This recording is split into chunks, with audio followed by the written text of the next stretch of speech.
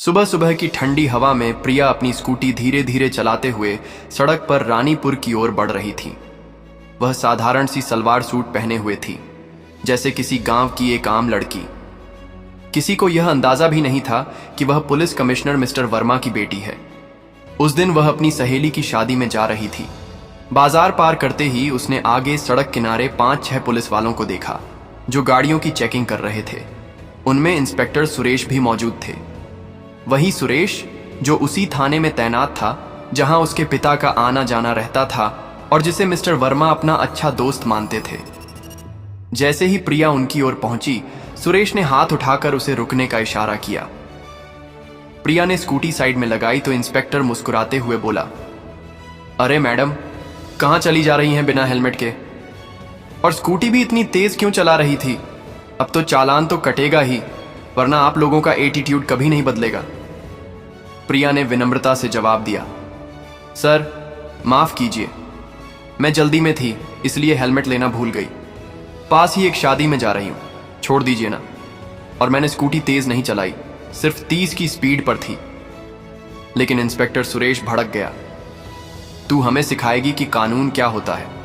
ज्यादा बकवास मत कर, जो कहां है वह मान। बदतमीज लड़की, ज्यादा अकड़ दिखा रही है। इतना कहकर उसने गुस्से में प्रिया के गाल पर एक जोरदार थप्पड़ जड़ दिया। उसे अब तक नहीं पता था कि यह कोई आम लड़की नहीं बल्कि कमिश्नर मिस्टर वर्मा की बेटी है। आसपास कुछ लोग तमाशा देखने जुट गए, लेकिन कोई आगे आकर बोलने की हिम्मत नहीं कर रहा था। इंस्पेक्टर चिल्लाया, तेरे बाप की सड़क है क्या? जब मन किया स्कूटी निकाल ली। ज्यादा ड्रामा मत कर, वरना तुझे अभी जेल भिजवा दूंगा। जल्दी से 5000 का चालान भर, नहीं तो स्कूटी के साथ तुझे भी लॉकअप में डाल दूंगा। प्रिया हैरान रह गई। उसे समझ आ गया कि यह इंस्पेक्टर कानून का गलत इस्तेमाल कर रहा है और अपने अहंकार में चूर है। वह शांत स्वर में बोली, सर प्लीज मुझे जाने दीजिए। मेरे पास इतने पैसे नहीं हैं कि मैं 5000 दे सकूं, और वैसे भी इतना चालान किसी मामूली गलती का नहीं होता। लेकिन यह सुनकर सुरेश और भड़क गया। लगता है तुझे सबक सिखाना ही पड़ेगा। तेरे जैसी लड़कियों को मैंने बहुत देखा है, हेलमेट लगाना नहीं आता और ऊपर से जुबान चला रही है। अब चालान नहीं भरेगी तो लॉकअप में डाल दूंगा, देखते हैं क्या कर लेती है। उसने पास खड़े एक सिपाही को इशारा किया, चलो इसे थाने ले चलते हैं, बहुत हवा में उड़ रही है, अब इसे जमीन पर लाना पड़ेगा। इंस्पेक्टर सुरेश ने गुस्से में 2 सिपाहियों को इशारा किया, पकड़ो इसे और थाने ले चलो, इसी थाने में इसका मजा चखाते हैं। ऐसे नहीं मानेगी, इसकी औकात दिखानी ही पड़ेगी। दोनों सिपाही आगे बढ़े और प्रिया के दोनों हाथ पकड़ लिए। प्रिया ने झटके से हाथ छुड़ाते हुए कहा, मुझे हाथ मत लगाओ, जानते नहीं हो मैं कौन हूं। भलाई चाहते हो तो मुझे जाने दो, वरना जो होने वाला है उसकी कल्पना भी नहीं कर सकते। यह सुनकर इंस्पेक्टर का चेहरा लाल हो गया।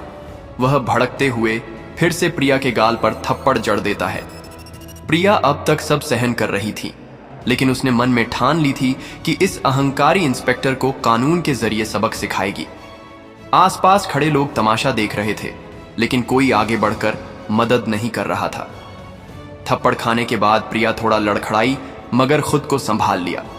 वह दृढ़ आवाज में बोली, आप बिना वजह एक लड़की पर हाथ उठा रहे हैं, इसकी सजा आपको जरूर मिलेगी। बाद में बहुत पछताओगे, अभी भी वक्त है, सुधर जाओ। लेकिन सुरेश और भड़क गया, बहुत जुबान चल रही है, ले चलो इसे। सिपाहियों ने प्रिया को कसकर पकड़ लिया और थाने की ओर ले गए। थाने पहुंचते ही सुरेश ऊंची आवाज में बोला, कहां मर गए सब लोग? जल्दी चाय लाओ, एक खास मेहमान लाए हैं, इनकी खातिरदारी अच्छे से करनी होगी। एक सिपाही भागकर चाय लाया और सुरेश आराम से डेस्क पर बैठ गया। अब तुझे दिखाते हैं हमारी ताकत। कानून के साथ पंगा ले रही थी ना, अब समझ में आएगा तेरी औकात क्या है। उसने बिना वजह प्रिया के खिलाफ झूठी रिपोर्ट दर्ज की और बोला, देख लिया, रिपोर्ट तैयार है, अब अंदर डालो इसे, इसका सारा एटीट्यूड निकाल देंगे। थोड़ी ही देर में प्रिया को एक गंदे अंधेरे लॉकअप में डाल दिया गया, जहां बड़े बड़े मच्छर भिनभिना रहे थे और बदबू से सांस लेना मुश्किल था। समय धीरे धीरे बीत रहा था कि तभी थाने का दरवाजा खुला। अंदर एसएचओ रवि सिंह आए। नजर लॉकअप में खड़ी प्रिया पर पड़ी। उन्होंने सुरेश से पूछा, क्या मामला है, इसे लॉकअप में क्यों डाला? सुरेश ने बेझिझक कहा, सर, ये लड़की बिना हेलमेट स्कूटी चला रही थी और तेज भी चला रही थी। रोकने पर बदतमीजी करने लगी, इसलिए मजा छकाने लाए हैं। रवि सिंह हंसते हुए बोले, अच्छा किया। इन लोगों का एटीट्यूड बहुत होता है, कानून के आगे खुद को बहुत बड़ा समझते हैं। उन्होंने असल वजह जानने की कोशिश भी नहीं की और प्रिया को तिरस्कार भरी नजरों से देखा। प्रिया समझ गई कि यहाँ के दोनों अधिकारी कानून के रक्षक नहीं बल्कि भक्षक हैं। उसके पास न मोबाइल था न किसी से मदद मांगने का तरीका, लेकिन किस्मत ने उसका साथ दिया। उसी दिन शाम करीब 4 बजे उसके पिता पुलिस कमिश्नर मिस्टर वर्मा किसी काम से थाने पहुंचे। थाने में प्रवेश करते ही उनकी नजर लॉकअप में खड़ी एक सलवार सूट पहने लड़की पर पड़ी। वह तुरंत पहचान गए, वह उनकी बेटी प्रिया थी। मिस्टर वर्मा तुरंत लॉकअप की ओर बढ़े और हैरान होकर बोले, प्रिया, तू यहां क्या कर रही है? किसने तुझे लॉकअप में डाला? क्या हुआ है? पास खड़ा एक सिपाही यह सब सुन रहा था। वह तुरंत समझ गया कि यह कोई आम लड़की नहीं बल्कि कमिश्नर साहब की बेटी है। वह दौड़ते हुए सुरेश के पास गया और सब कुछ बता दिया। सुरेश का चेहरा सफेद पड़ गया। वह घबराहट में भागते हुए लॉकअप के पास आया और बोला, कमिश्नर सर, ये लड़की सड़क पर बदतमीजी कर रही थी, कानून तोड़कर स्कूटी चला रही थी। जब हमने रोका और समझाया तो इसने हमें गालियां दी और कहा, तुम लोग जानते नहीं हो मैं कौन हूं, मैं तुम लोगों को सस्पेंड करवा दूंगी। बहुत एटीट्यूड दिखा रही थी, इसलिए हमने इसे लॉकअप में डाल दिया। मिस्टर वर्मा का चेहरा गुस्से से लाल हो गया। ये मेरी बेटी है और आपने जो किया है वह बिल्कुल गलत है। ये सुनते ही सुरेश के हाथ पांव कांपने लगे। वह तुरंत हाथ जोड़कर बोला, सर, ये आपकी बेटी है, मुझे नहीं पता था, माफ कर दीजिए, आगे से ऐसा नहीं होगा। मैंने सोचा ये कोई गांव की आम लड़की है इसलिए गिरफ्तार कर लिया। चलिए, मैं अभी लॉकअप खोल देता हूं और इसे छोड़ देता हूं। लेकिन मिस्टर वर्मा ने सख्त आवाज में कहा, लॉकअप खोलने की जरूरत नहीं है, अब जो करना है मैं करूंगा। आपने जो किया है वह कानून और इंसानियत दोनों के खिलाफ है। उन्होंने तेज स्वर में पूछा, एसएचओ रवि सिंह कहां है? तभी रवि सिंह पास आकर खड़े हो गए। जी बोलिए सर। मिस्टर वर्मा ने उनकी आंखों में देखते हुए कहा, आप लोगों ने मेरी बेटी को लॉकअप में क्यों डाला? पास खड़े एक सिपाही ने जल्दी से ताला खोला और प्रिया को बाहर निकाला। प्रिया बाहर आते ही अपने पिता के पास गई और पूरे घटनाक्रम की कहानी सुना दी। सड़क पर रोकना, बिना वजह चालान की धमकी देना, थप्पड़ मारना और बदतमीजी करना। मिस्टर वर्मा सब सुनकर समझ गए कि सुरेश और रवि सिंह दोनों ने अपनी वर्दी और पद का गलत इस्तेमाल किया है। उनके भीतर का अधिकारी और पिता दोनों गुस्से से भर उठे। उन्होंने मन ही मन ठान लिया, इन दोनों को उनकी असली जगह दिखानी पड़ेगी। बिना वजह मेरी बेटी पर हाथ उठाया, वह भी 2-2 बार, और कानून की धज्जियां उड़ाई। अब इन्हें सजा दिलाना ही पड़ेगा। गंभीर आवाज में उन्होंने कहा, अब आप लोग बच नहीं सकते। आपने कानून का गलत इस्तेमाल किया है और एक लड़की पर हाथ उठाया है। मैं आपको सस्पेंड करवा कर रहूंगा। इसके बाद उन्होंने तुरंत अपने मोबाइल से डीएम साहब को कॉल किया और पूरी घटना की जानकारी दी। थाने का माहौल अचानक सन्नाटे में बदल गया। हर पुलिस वाले को महसूस हो रहा था कि अब इस मामले में कोई भी बच नहीं पाएगा। थाने में एक भारी सा सन्नाटा फैल गया था।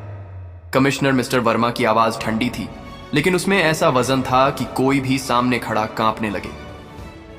डीएम साहब, मुझे आपसे तुरंत मुलाकात करनी है, मामला गंभीर है, मैं आपके दफ्तर नहीं आ सकता, आपको यहीं थाने आना होगा।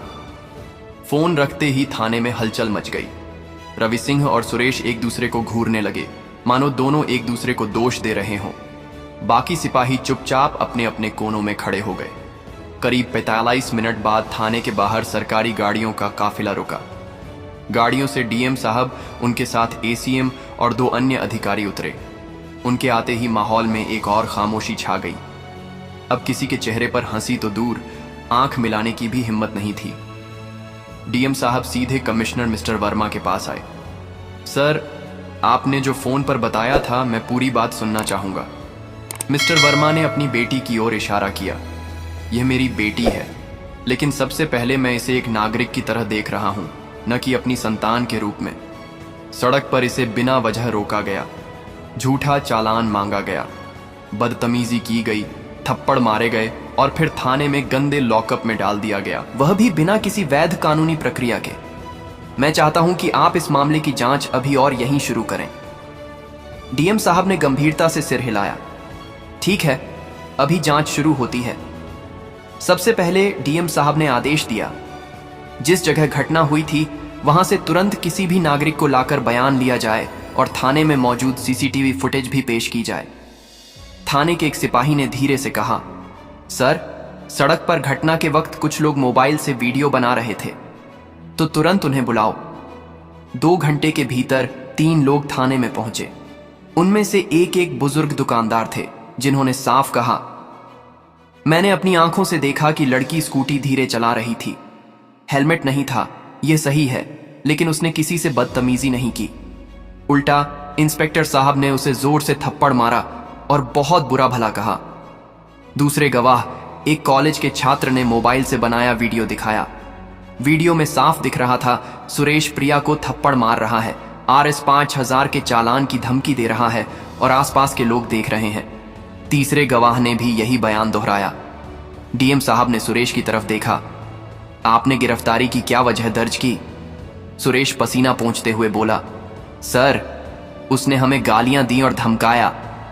डीएम ने तुरंत बीच में टोक दिया, और यह आरोप साबित करने के लिए आपके पास क्या सबूत है? सुरेश खामोश हो गया। अब थाने के सीसीटीवी फुटेज की बारी थी। फुटेज में दिखा, प्रिया को बिना किसी पूछताछ के सीधे लॉकअप में डाला जा रहा है। सुरेश और रवि सिंह दोनों मिलकर हंसते हुए बातें कर रहे हैं और किसी तरह का लिखित बयान या गिरफ्तारी का कागज तैयार नहीं किया गया। एसीएम ने फुटेज रोकते हुए कहा, यह पूरी तरह से गैर कानूनी हिरासत है। भारतीय दंड संहिता और पुलिस एक्ट के तहत यह गंभीर अपराध है। डीएम ने रवि सिंह से पूछा, एसएचओ साहब, थाने के मुखिया होने के नाते आप पर यह जिम्मेदारी थी कि आप किसी भी नागरिक के साथ कानून के अनुसार पेश आएं। आपने कार्यवाही क्यों नहीं रोकी? रवि सिंह ने बेमन से कहा, सर, मैंने सोचा कि इंस्पेक्टर सही है और लड़की वाकई बदतमीजी कर रही थी। डीएम ने तीखी नजरों से देखा। सोचा, कानून सोच के आधार पर नहीं, सबूत और प्रक्रिया के आधार पर चलता है। आपने न तो जांच की, न ही रोकने की कोशिश की। इसका मतलब है कि आप इस गैर कानूनी काम में बराबर के भागीदार हैं। करीब 3 घंटे की पूछताछ, गवाहों के बयान और सबूतों की जांच के बाद डीएम साहब ने अपना फैसला सुनाया। इंस्पेक्टर सुरेश और एसएचओ रवि सिंह दोनों को तत्काल प्रभाव से सस्पेंड किया जाता है।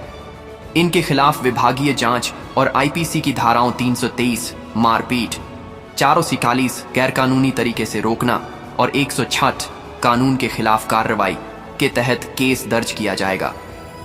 थाने में मौजूद सभी पुलिस वालों ने पहली बार देखा कि वर्दी पहनने वाले भी कानून के सामने झुक सकते हैं। सुरेश और रवि सिंह के चेहरे उतर गए और वे सिर झुकाए खामोश खड़े रह गए। मिस्टर वर्मा ने अपनी बेटी की ओर देखा।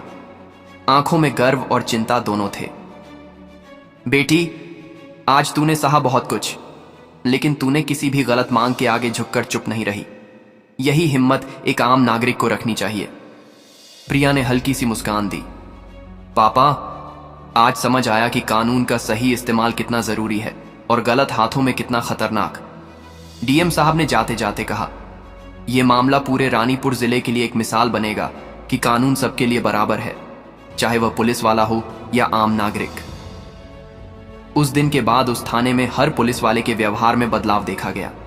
कोई भी बिना वजह चालान काटने या धमकी देने की हिम्मत नहीं करता था, क्योंकि सबने देख लिया था कि कानून का आईना सबको एक जैसा दिखाता है। तो दोस्तों, आपको यह कहानी कैसी लगी? अगर अच्छी लगी हो तो प्लीज हमारे चैनल स्टोरी दर्पण को सब्सक्राइब और वीडियो को एक लाइक जरूर कर देना, जिससे हमारा हौसला और भी बढ़ता रहे। धन्यवाद।